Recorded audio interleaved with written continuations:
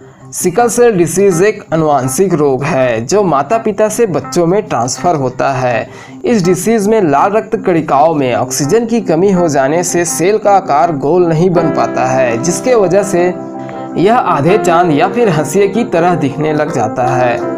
Sickle cell से बच्चों की ग्रोथ पर भी बुरा असर पड़ता है, जिसके वजह से नॉर्मल बच्चों के मुकाबले सिकलिन वाले बच्चों में शारीरिक विकास धीमा हो सकता है।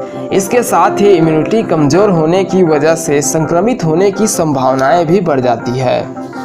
नमस्कार, I welcome to medical and nursing knowledge channel. अगर आप इस चैनल पर नए हो तो चैनल सब्सक्राइब कर लें, साथ ही बेल आइकन भी प्रेस कर दें ताकि आपको न्यू वीडियो का नोटिफिकेशन मिलता रहे। इस बीमारी को विस्तार से समझने के लिए हमें थोड़ा ब्लड के स्ट्रक्चर को भी समझना होगा।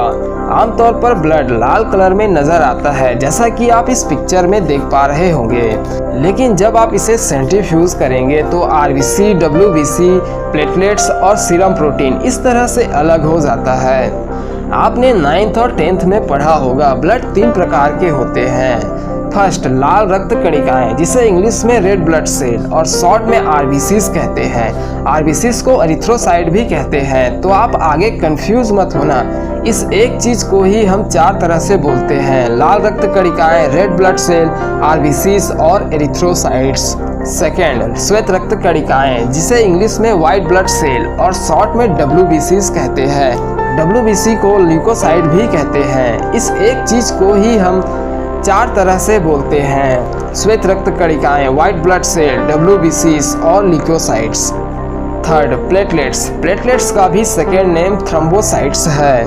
आरबीसीज का काम रेस्पिरेटरी गैसों को ट्रांसपोर्ट करना होता है। आरबीसीज लंग्स से ऑक्सीजन को लेकर शरीर के सभी सेल टिश्यू में ट्रांसपोर्ट करता है। इसके विपरीत CO2 को शरीर के सभी भागों से वापस लंग्स में लेकर आता है। डब्ल्यूबीसीज इन्फेक्शन से लड़ने का काम करता है, जो हमें कई बीमारियों से बचाता है। बॉडी के किसी भी भाग में कट जाने पर या फिर चोट लगने पर ब्लड बहने लगता है, जिसमें थक्का जमाने का काम प्लेटलेट्स करता है ताकि ब्लड कम से कम बहे।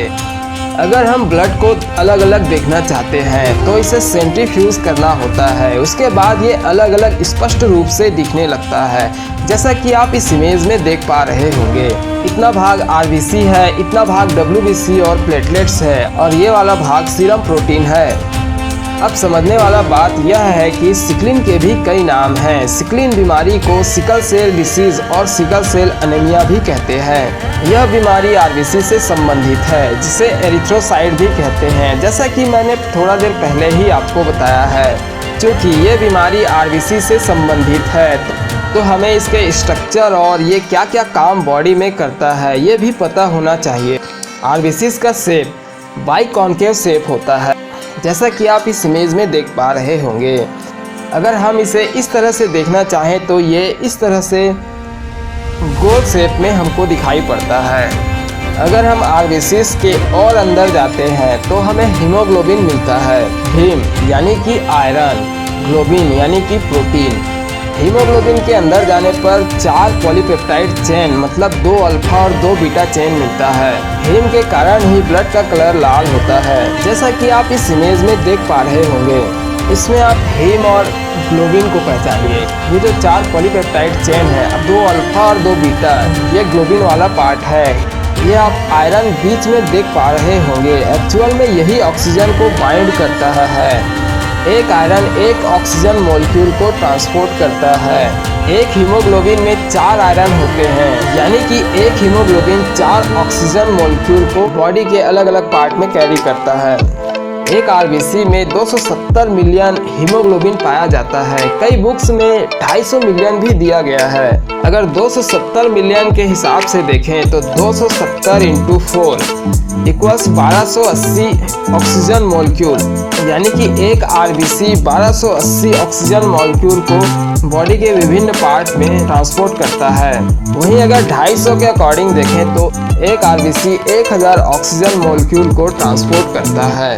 इतना सब कुछ बताने का यही कारण है कि आपको ये पता चल सके कि एक्चुअल में प्रॉब्लम कहाँ है। सिकल सेल डिसीज़ में एक्चुअल में प्रॉब्लम आरबीसीज के अंदर हीमोग्लोबिन में होता है। जैसा कि मैंने बताया कि हीमोग्लोबिन 4 पॉलीपेप्टाइड चेन से बना होता है। इन चारों पॉलीपेप्टाइड चेन में 2 अल्फा और 2 बीटा चेन होता है, जिसमें का दोनों बीटा चेन में इनकरेक्ट अमाइनो एसिड बनने की वजह से सिकल सेल डिसीज और सिकल सेल एनीमिया और सिकलिन देखने को मिलता है। जब आप बीटा चेन के जीन के बारे में पढ़ेंगे तो आपको अमाइनो एसिड्स के बारे में समझ में आएगा। हम उतना डीप नहीं जाते, नहीं तो वीडियो बहुत ही बड़ा हो जाएगा। हमने अब तक क्या जाना, इसे एक बार रिवाइज कर लेते हैं। ब्लड इस तरह से लाल रंग में नॉर्मली देखने को मिलता है, जिसे सेंट्रीफ्यूज करने पर आरबीसीज, डब्ल्यूबीसीज, प्लेटलेट्स और सीरम प्रोटीन अलग हो जाता है। ये डिसीज आरबीसी से संबंधित है, इसलिए हम आरबीसी के और अंदर जाते हैं तो हमें हीमोग्लोबिन मिलता है।